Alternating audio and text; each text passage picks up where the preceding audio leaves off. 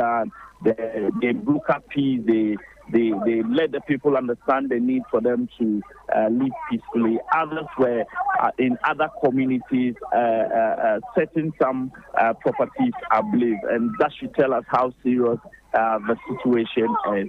Ellen, I must also say that since the incident, we've had several women and children fleeing their various affected communities.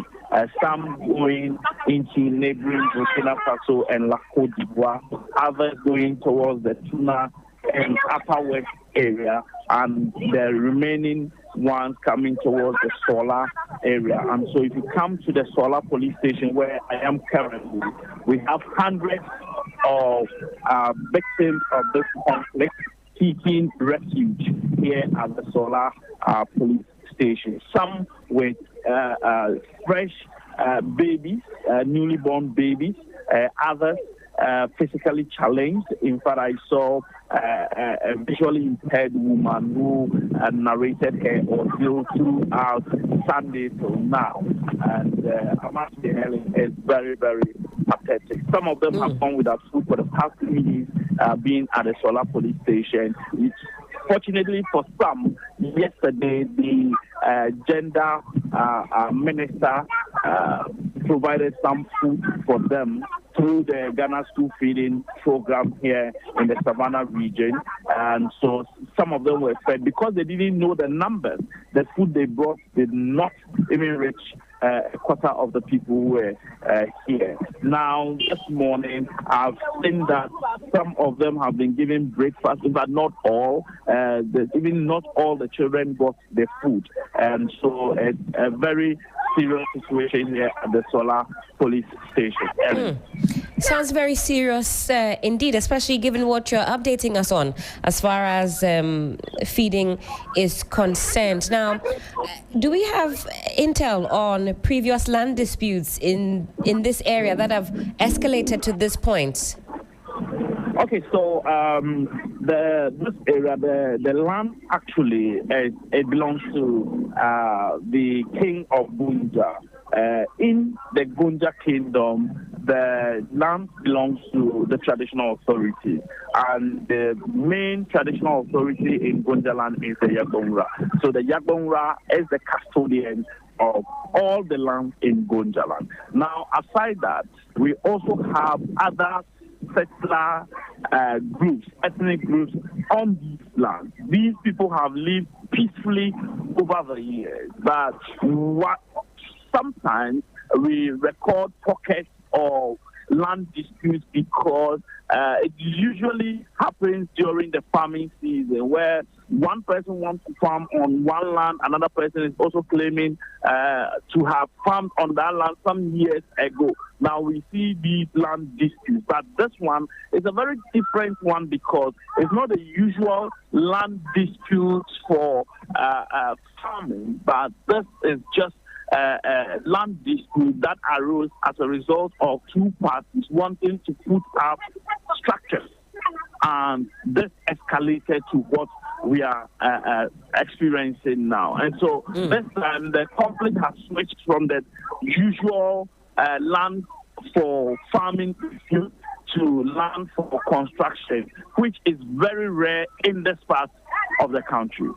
Now, what has been the response of local authorities immediately after the shootings? Yes, so security was immediately deployed to the area, even though on Sunday the security presence was not enough, following the IGP's statement that they were going to reinforce activity in the area. More security personnel were deployed, police, military were deployed. Yesterday, the IGP, together with the commanding officer of the Ghana Armed Forces Northern Command, Brigadier General FWK Agbebu, they were all here in the Gbeniri area to, first of all, interact with the Savannah Regional Security Council to get first-hand information about what the situation is all about. They also moved to the King of Gunja to speak with him, also met with the paramount chief of the Sola area. They also went to the Gweniri community to meet with the traditional authorities. Unfortunately, yesterday, in the Gweniri community, all the men, women, children had fled. Most of the communities in that area, as we speak, Ellen, have become ghost towns. You say everybody has fled following the shootings, following the injuries? Yes, all of them have fled. In fact, some of the communities are very empty, very, very empty. There's no single soul in that community, apart from a few police officers who drive to that area and back. You don't see any living soul in these communities. Yesterday, interestingly, when the police escorted some people who were fleeing the area to safety, by the time they get back to the community, the chief's palace was burnt. And so that tells you how serious the situation is. Even as this morning, people are still fleeing despite the security presence in this community. People are still trooping to the Sola police station to seek refuge. Now, Christopher, I want to find out what steps are being taken to prevent further retaliation between the feuding factions. Yes, so far there has been some peace talks already ongoing. This was started by the Sola District Security Committee. The Savannah Regional Security Council has also started, and together with the other security agencies. In fact, yesterday the IGP's visits made some impact because the chiefs in these areas have on record called on their people to remain calm, have also called on them to cease fire, and so they are also taking steps to ensure that their people really understand them and cease fire. But the issue here has to do with the ownership of land and settlers. And once that is resolved, Ellen, I must say that we can all be sure that there isn't going to be any incidents of conflict. But as far as that still lingers on, we are going to see this repeat in the coming years or days. But the peace talk is ongoing. We just hope that they address this concern once and for all. Now, how are ordinary residents perceiving the effectiveness of security personnel in the area? Do they believe that the police are effectively handling the issues? Yes, so Ellen, I spoke with a few of them this morning. They are telling me that, look, when the security arrived in the community on Sunday, they believed that they could do something. Yesterday, Monday, some of them who fled yesterday told me that they fled because they did not believe in the security presence because of the numbers and because of the fact that they hear threats that they were coming to attack them. And the person told me again that when they got here yesterday, thinking that those who were in the community will be protected by the security presence there. This morning, those that they left and those who said that once they were police and military, they were not going to flee the area, are beginning to even arrive more in their numbers. And so it tells you clearly that despite the security presence in these areas, the people still feel unsafe. They feel that going back to their communities now won't be the best option for them. And so as long as we are able to find peace at the Sola police station, even without the basic social amenities, they are going to stay here for their lives. If you come here, even though they have temporary tents that have been erected by NADMO, issues of sanitation are beginning to become a worrying situation because they free themselves in the open, they urinate in the open, they do everything in the open because that is the only option left for them. Well, this has certainly escalated into a humanitarian crisis from the sounds of things. Scores of people at the police station, you say some food has been distributed, but certainly not enough even for young ones who are in the area. Is there more relief items on the way? Okay, so the gender minister is currently in Tamale with a team. They just arrived in Tamale. I received a call from them that they were coming straight to Sawla with more food because when they called, I told them that the situation is not something to joke about because if you underrate the number of people here, you bring food, water, and you are only able to feed a few of them here. And so even the breakfast that was brought, in fact, not a quarter of the children got the food because of the increasing numbers. Ellie, let me also say that some of them who have some small money on them, when the car from Wa gets to the Sawla police station, they just bought the vehicles going to Kumasi, Sichumai, and other places just because they feel like that place will be far from home, and that place, regardless of the fact that they may not know anyone there, they may not have anything to do there. All they want is to go far away from home. Right, Christopher, we're connecting now also with the ECE of the Sawla-Tuna-Kalba district, Sinkina Saka. But just before we do so, I want to find out from yourself if there have been any arrests so far. So far, not that I'm aware of, because issues of arrest have not been discussed yet. Yesterday, we were hoping that we'll get briefings on the issues of arrest, but all we do know is that according to the security personnel here, what matters is to save the lives and properties for now before they commence investigations into the matter. Certainly, and Christopher, for yourself, how are you faring? How safe do you feel at this time?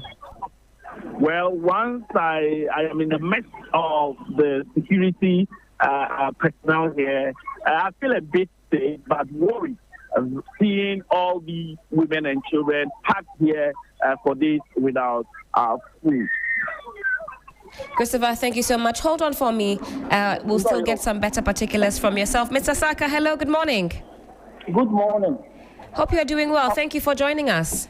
I'm doing good. Now, we want to find out what steps the District Assembly has taken since this incident. Come again? We want to find out what steps the District Assembly has taken since this incident.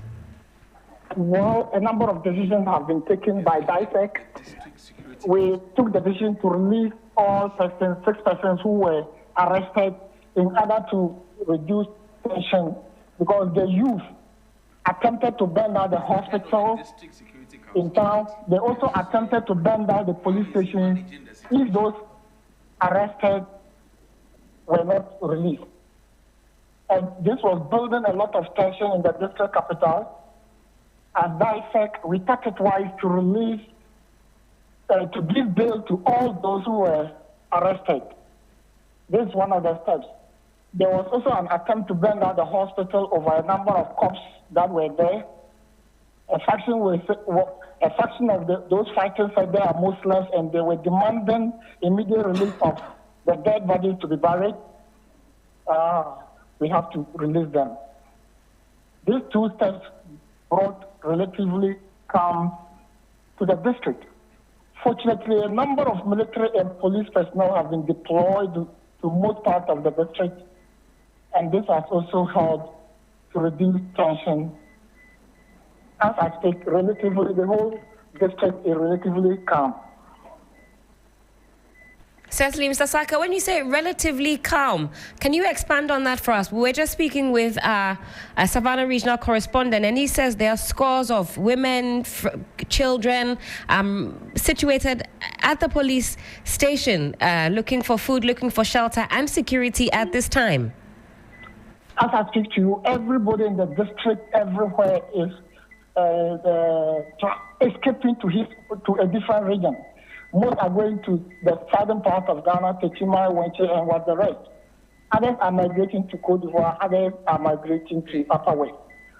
Most of the towns are now ghost towns. You go there, you won't see anybody, maybe police.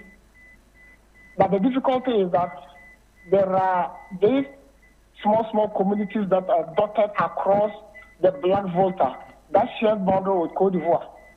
And this is one of the things that is making bringing the conflict to an end a bit difficult. People believe that there are numerous unapproved routes that people easily cross to Burkina Faso or Cote d'Ivoire. That is the challenge. As I said, most of the displaced people were helpless. Some are in the bush, majority are in police stations. You won't get food to buy. You can't give them food because I, as the DC, have arranged some food for the military and police personnel. But if you go to the station, you cannot give it to the displaced people because others are watching. If you should give food to any of them, you are seen as somebody supporting that faction or the other.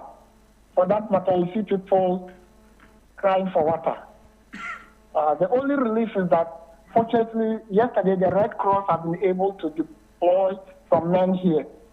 And as we speak, we are making arrangements to see how best we can supply food to the displaced persons, the remaining those who are at the various police stations through the Ghana Red Cross. In fact, that was going to be my next question because this has certainly devolved into a humanitarian crisis. I wanted to find out the emergency interventions that are in place for those that have been displaced or for those that have been injured. You talk about the military support and also the Red Cross. Beyond that, we're also told that the Gender Ministry is also deploying some food and relief items to the area. How soon do you anticipate that these items will reach these persons? I also heard that, but personally, I'm yet to be contacted officially. Yesterday, the whole of the day, I was with the regional minister, IGP, and a high-powered military delegation, BMI, all the security agencies. We went through the major villages that were affected. We also engaged the chiefs and people who are in the way cooperating. In fact, we were able to engage a number of Gonja chiefs. We visited the Sawla-Tuna-Kalba. We also visited the Kalbaura. There was an attempt to see if we could visit the people, a section of them. Unfortunately, we couldn't get anybody to talk to. It is only this morning a leader of the Brifo called me and said they are arranging and that has to arrange for the necessary security measures for them to engage the Yabora, that is the overlord of the Gwanja traditional kingdom, to see how best this issue can be resolved.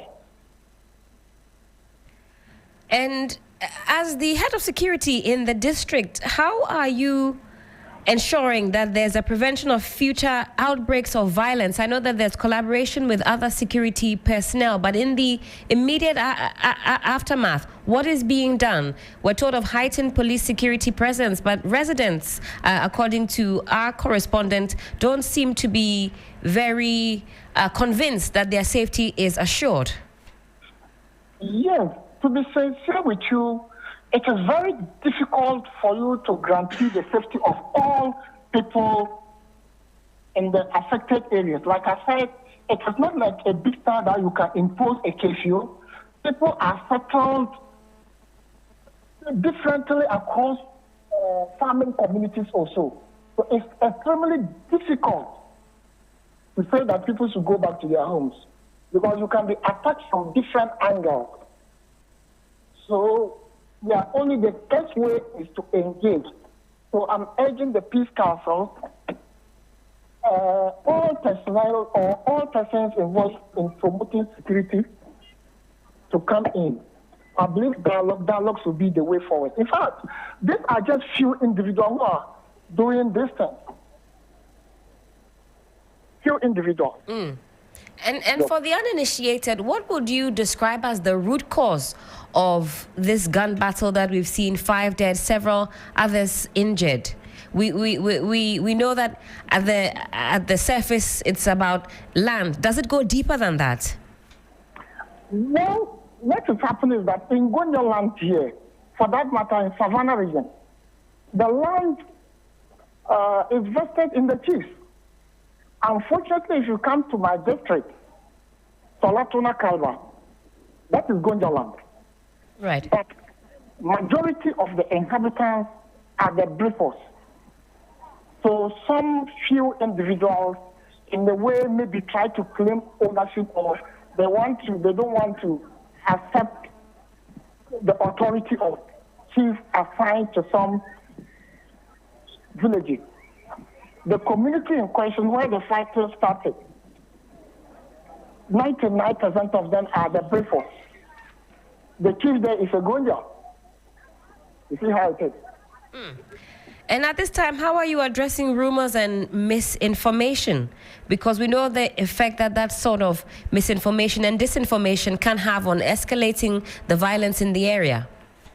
That is the more reason why we continue to talk to media houses. When people listen to official sources, they will disregard this rumor. Yesterday, I was with the IGP throughout. I was surprised on social media. I hear some people calling to find out whether I'm safe. There was rumor that the IDP was attacked, which was false. As I'm talking, I'm at the police station. Hundreds and hundreds of people are displaced here. The policemen are just being dispatched to the various stations. Thank you very much. We'll speak again. All right, certainly. Thank you so much for your time, Mr. Saka Sinkina, DCE Sawla-Tuna-Kalba. We still have Christopher Amako on the line. Christopher, I was just asking the DCE about rumors and misinformation. Is that something that abounds at this time, or are the residents and persons in the community aware of the root cause of this incident? Yes, so the residents in the Guiniri community, yes, they are aware of the root cause of this incident because the incident happened in that community. Now, if you go to the other communities that were attacked, they were only attacked because some people lost their lives, and so there were reprisal attacks. That is why we are seeing some attacks in other communities that are dominated by some category of people. That is why we are seeing this. For the rumors and other issues, it has to do with probably a community. Someone will just go and tell the community members that they are coming for us, so let's run. That explains why we have more people living in their communities. Some of the communities have not actually been attacked as of now, but people have fled that community because they have heard that from community A they will be coming to attack community B, and so before they even come, they have to flee for their lives. That is why we are seeing more people fleeing their communities. Some of the communities actually have not yet been attacked, but people have fled these communities. For instance, in the Sola community, it's a peaceful community right now as we speak, but some categories of people have already fled the community for fear that they may be attacked. And Christopher, finally, from your perspective, what is your outlook on future peace in Sawla-Tuna-Kalba? Probably that will bring an end to the long-standing land dispute in the area because once this has happened, definitely the peace talks will commence. The negotiations will come in. We will get to know how the traditional authorities probably will come out with, and government will come out with some modalities. We do know, as for the ownership of the land, we do know who owns the land. Right. We also know that aside the owners of the land, we know that the settlers are majority. They are more in the district than the landowners. So how are they able to come to terms with each other to understand that, yes, I am the landowner, you are the majority, let's do A as settlers, let's do B as settlers, let's not do this. Probably in the course of the discussions, in the course of the peace processes, all these things will come up and they'll be able to address it. But in the interim, I would say that people are still chief, especially so when the chief of Kalba lost the son. And so tensions are so high. Maybe in the coming days, we'll begin to see some level of calm and peace being restored in the area.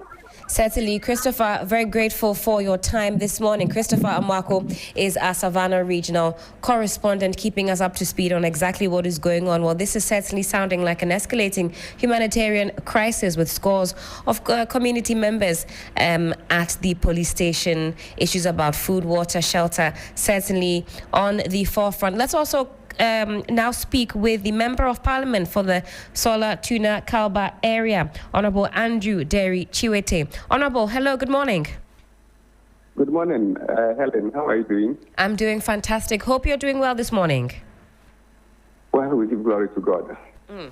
Certainly, and thank you for joining us on the program. Very unfortunate sights and sounds coming from your area. I'm told that even yourself, you haven't been spared from some of the fracas that is currently ongoing. What is your reaction to the latest violence in your constituency? Let me thank you for the opportunity and say good morning to all listeners. My reaction, it's been a very devastating situation, very terrible, and so it's quite difficult to talk about it.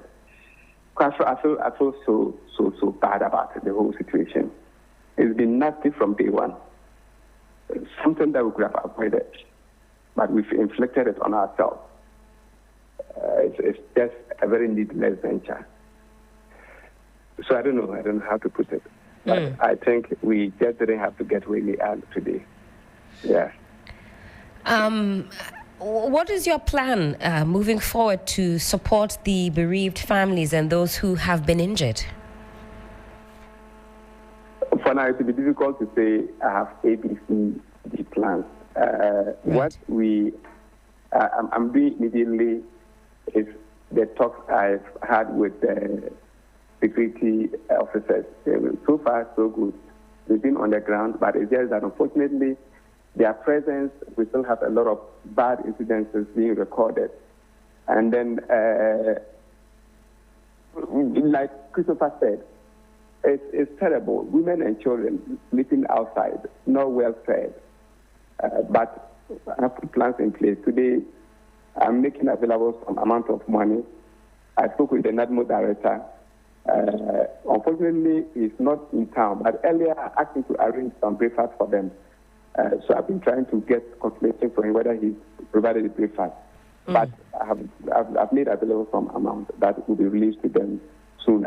Especially now, he's in Damangu, he's not in Sawla yet. And so as soon as he comes, he will take a delivery of the amount, and then he will get some pictures and see how they put things in order.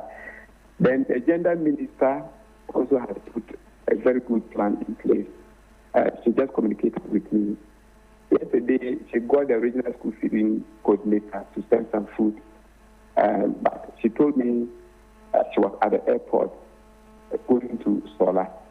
And so I believe she will put in a very comprehensive plan to help alleviate the suffering that people are going through. For now, we have so many people that are stranded. And we have a lot of them that have left Sawla-Tuna-Kalba. Many of them moved towards Dansar, and then a few of them also went towards the Wai area.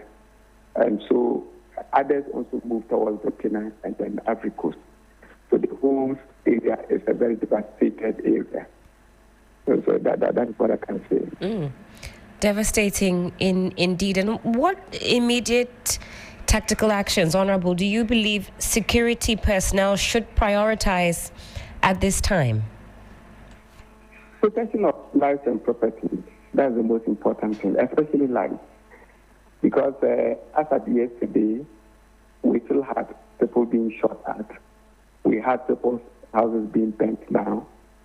This dawn, around 4 thereabouts, I had a call from a community called Gindabo, where one man called Sandu, his house, a very big compact house, I know the house.